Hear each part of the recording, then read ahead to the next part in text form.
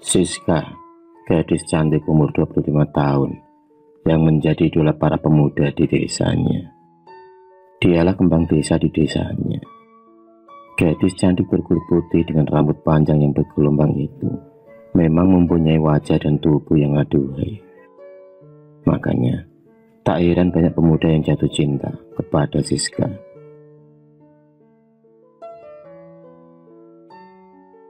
Siska sendiri memang dikenal sering gonta-ganti pacar selama ini. Entah sudah berapa kali Siska bergonta-ganti pacar. Ada beberapa laki-laki yang sudah menjadi pacar dari Siska. Mereka adalah Agus, Budi, Joko, dan Bagas. Mereka adalah pacar terakhir Siska selama 2 tahun ini. Dan sekarang rupanya Siska sudah ganti pacar lagi. Kini ia lagi berpacaran dengan Anton yang kelihatannya serius dengannya. Sudah 4 bulan ini, Anton dan Siska berpacaran dan menjalin kasih. Setiap waktu mereka selalu bersama dan bertemu. Cinta mereka semakin kuat antara satu sama lain. Maklum, pasangan yang lagi di mabuk asmara. Dunia pun seakan milik mereka berdua.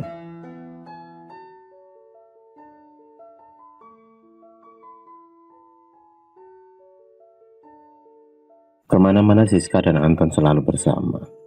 Dengan motor kesayangannya, Anton selalu mengantarkan Siska kemanapun mau pergi. Mereka tampak bahagia, seperti perangko yang nempel dan tak mau lepas. Kedekatan mereka berdua membuat banyak pemuda iri hati dan patah hati saat melihat mereka yang begitu mesra. Setiap malam minggu Anton selalu apel ke rumah Siska, membawa martabak kesukaan Siska dan orang tuanya. Sering mereka menghabiskan waktu malam minggunya dengan nyantai duduk di teras sambil makan martabak dan ditemani kopi susu. Senda gurau pun selalu terdengar saat mereka berdua lagi bersama. Setelah itu kemudian mereka akan jalan keluar. Dengan sepeda motor mereka berdua berboncengan dengan menikmati udara malam di desa mereka yang masih asri oleh banyaknya pohon-pohon di pinggir jalan. Sering mereka pulang sampai larut malam, entah jam 10 atau jam 11 malam. Saking asiknya jalan-jalan hingga pulang mereka kelewat malam untuk ukuran orang pacaran dan belum menikah.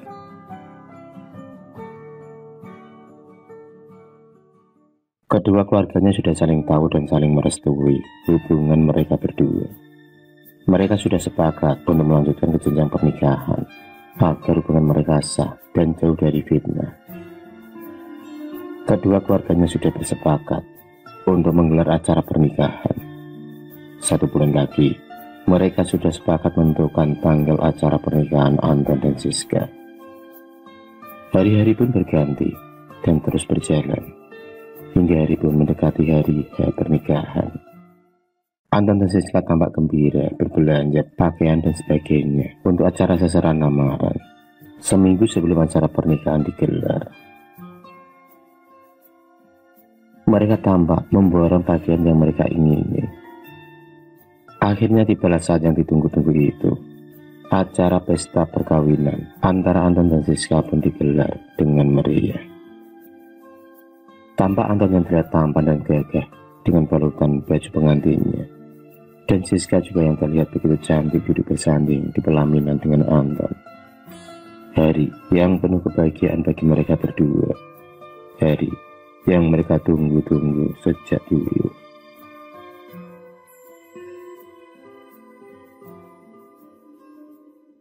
Di tempat lain ternyata ada seorang yang tampak tidak suka dengan pernikahan Anton dan Siska. Dialah Bagas. Bagas adalah pacar terakhir Siska sebelum beralih kepada Anton. Wajah Bagas tampak memerah penuh amarah. Dia masih sakit hati dengan Siska yang telah memutusnya sepihak. Ternyata malam itu Bagas telah menyiapkan rencana jahatnya. Bagas menyewa seorang dukun ilmu hitam untuk mencelakai Anton dan Siska pada malam pertama mereka. Rupanya Bagas berani membayar mahal untuk hal ini, demi sakit hatinya bisa terbalaskan. Tampak Seorang laki-laki parubaya berjenggot memakai baju serba hitam terlihat umat kami di depan ubur rampai bunga, kemenyan dan sebagainya. Terlihat juga foto Siska dan Anton tergeletak di antara bunga sesajen. Laki-laki tua itu adalah Mbah Jasmo, seorang ahli supranatural golongan ilmu hitam yang terkenal akan santetnya sangat menakutkan dan mematikan. Ilmu santet Mbah Jasmo terkenal sekali kena langsung mati di tempat dengan muntah darah. Sudah banyak korban yang menjadi tumbal dari ilmu santet Mbah Jasmo oleh pesanan orang yang berani membayar mahal kepadanya.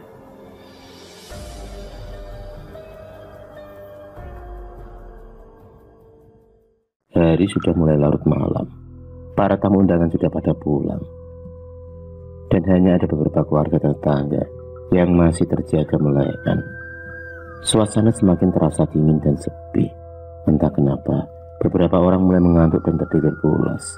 Hingga tak ada satu orang pun yang terjaga malam itu. Semuanya tertidur pulas. Anton dan Siska yang tengah berada di dalam kamar pengantinnya tampak saling berpandangan bahagia. Mereka berdua merasa saatnya untuk bercinta malam itu. Karena malam itu terasa sudah larut, dan sepertinya suasana sudah sepi dan hening. Dua sejoli yang sudah sah menjadi suami istri itu mulai merasakan gairah ingin bercinta. Tak terasa mereka berdua pun sudah terbuai dalam nuansa malam pengantin yang syahdu. Mereka berdua asik berciuman dan bercinta dengan bahagia dan penuh perasaan. Mereka saling memuji satu sama lain. Pasangan yang begitu romantis dan serasi tengah tenggelam dalam buayan kebahagiaan malam itu. Buayan cinta sepasang suami istri yang baru saja menjalani malam pertama.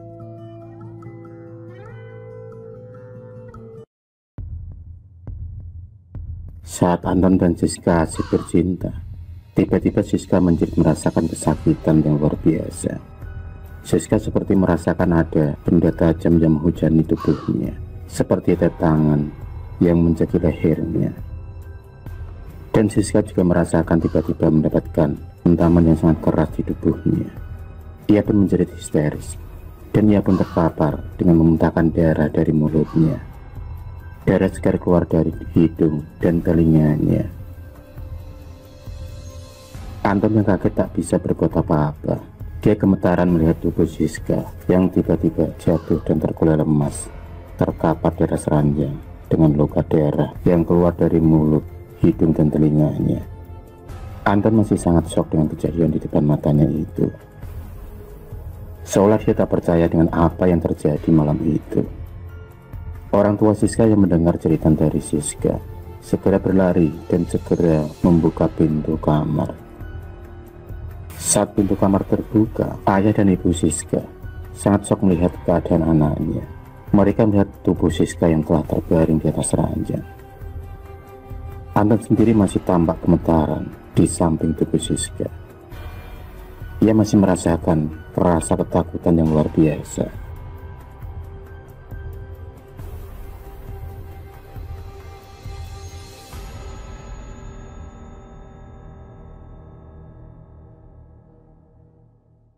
Keesokan paginya kematian Siska membuat gembar tetangga dan para warga desa. Betapa tidak, malam pengantin yang harusnya menjadi kebahagiaan malah kini berubah menjadi duka keluarga dan juga Anton suaminya. Kematian yang dirasakan aneh oleh semua anggota keluarga karena Siska sebelumnya baik-baik saja dan sehat-sehat saja. Keluarga masih tak habis pikir tentang kematian dari Siska. Tampak para pelayat yang mulai bertambah. Mereka semua turut berduka cita atas kematian dari Siska. Sekitar pukul 9:30 pagi, jenazah Siska pun diberangkatkan menuju ke pemakaman desa, diiringi dengan isak tangis keluarga dan diikuti oleh para pelayat. Sebentar kemudian, perjalanan pun sampai di pemakaman desa. Pemakaman Siska pun berjalan lancar. Tampak Anton yang masih shock di depan batu nisan Siska bersama kedua orang tua Siska yang sangat kehilangan anak perempuan satu-satunya yang kini telah tiada. Para pelayat pun mulai meninggalkan lokasi pemakaman. Mereka mulai pulang satu demi satu.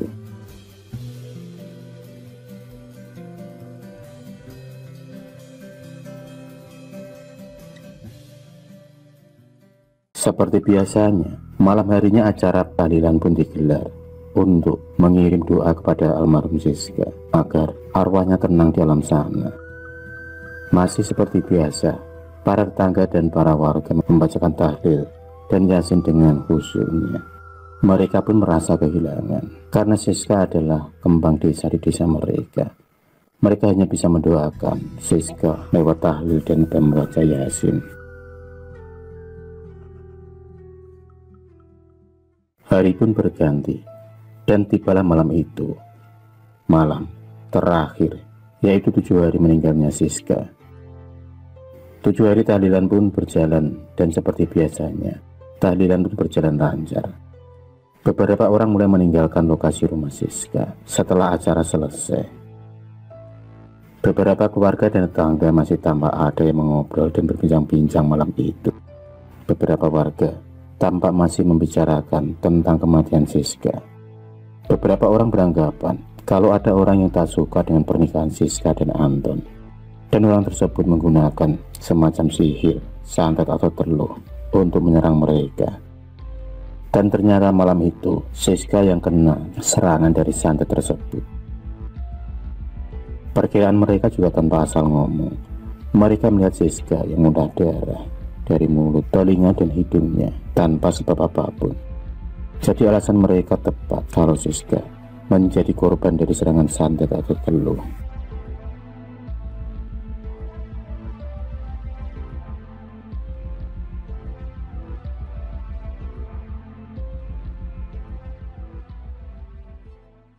Setelah 7 hari kematian dari Siska, keanehan-keanehan mulai bermunculan. Sudah beberapa warga desa yang bersaksi pernah ditemui oleh hantu Siska yang menangis dan tiba-tiba menghilang. Mereka melihat Siska yang wajahnya berlumuran darah dan tampak pucat meminta tolong. Siska tampak sangat bersedih dan ia pun pernah mengatakan kalau ia mati dibunuh oleh seseorang yang tidak suka dengannya. Beberapa kali Anton juga bermimpi bertemu dengan Siska. Dalam mimpinya Siska tampak sedih dan menangis. Dia mengatakan kepada Anton agar mencari orang yang telah membuatnya mati dengan tragis. Ia pun mengatakan ciri-ciri orang tersebut. Dan sering, kalau malam Anton melihat sekilas bayangan yang mirip dengan istrinya Siska yang selalu datang ke rumah. Karena penasaran dengan apa yang dialaminya selama ini, Anton pun mendatangi seorang paranormal yang juga terkenal akan ilmu kebatinannya. Anton pun menuju ke rumah Mbah Sukro. Ya, Mbah Sukro, lelaki tua yang di desanya terkenal dengan ilmu supranaturalnya itu. Maka sampailah Anton di rumah Mbah Sukro. Anton pun disambut ramah oleh Mbah Sukro. Dia pun akhirnya menceritakan kedatangannya kepada Mbah Sukro.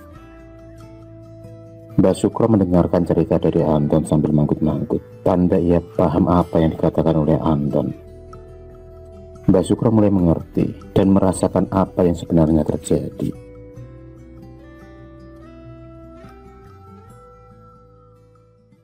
Mbah Sukro kemudian memejamkan kedua matanya. Kedua tangannya pun disilangkan di depan dadanya. Beberapa saat kemudian, suasana tampak sepi dan hening. Mbah Sukro pun mulai mendapati gambaran apa yang sebenarnya terjadi pada kematian Siska di malam pengantinnya. Mbah Sukro melihat jelas dari awal dan siapa yang telah mencelakai Siska. Mbah Sukro pun kemudian membuka matanya, tanda meditasinya sudah selesai. Mbah Sukro kemudian mengatakan kepada Anton, bojomu pancen mati ini ora wajar. Sak benere pancen perkara kena serangan santet. Santet ganas sing dikirim wong sing ora seneng. Kowe nikah karo Siska. Sing dikongkon kuwi dukun bayaran. Mbak Sukro pun kemudian menjelaskan secara gamblang apa yang terjadi dengan Siska dan apa penyebabnya.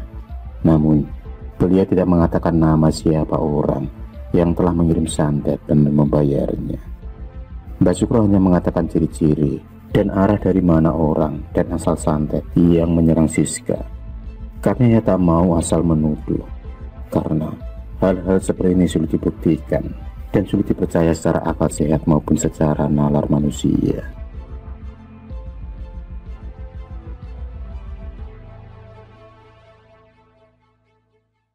Suatu malam, Bagas tampak tengah mabuk berat. Saat itu ia naik motor menyusuri jalan desa di dekat pos kambing. Motor tampak berjalan zigzag karena Bagas yang lagi mabuk berat. Tiba-tiba dari kejauhan Bagas melihat samar-samar ada seorang wanita cantik berambut panjang sedang berdiri di tepian jalan. Bagas pun sampai juga di depan Siska. Bagas pun kemudian mulai menyapa dan bertanya kepada wanita tersebut.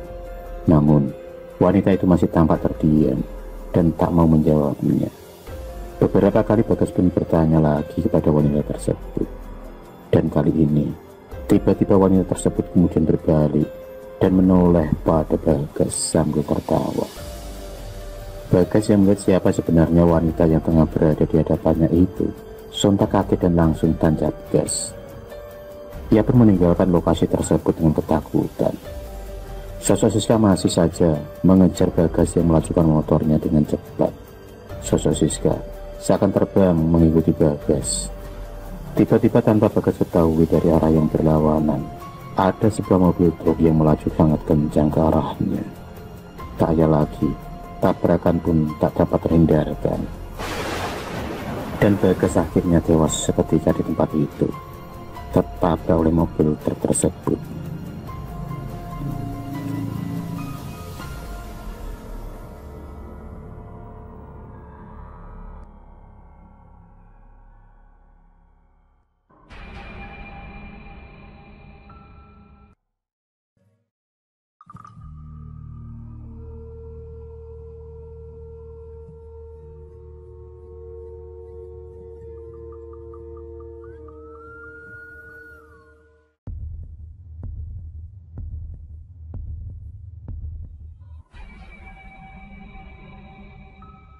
Terima kasih sudah menonton video cerita bergambar ini.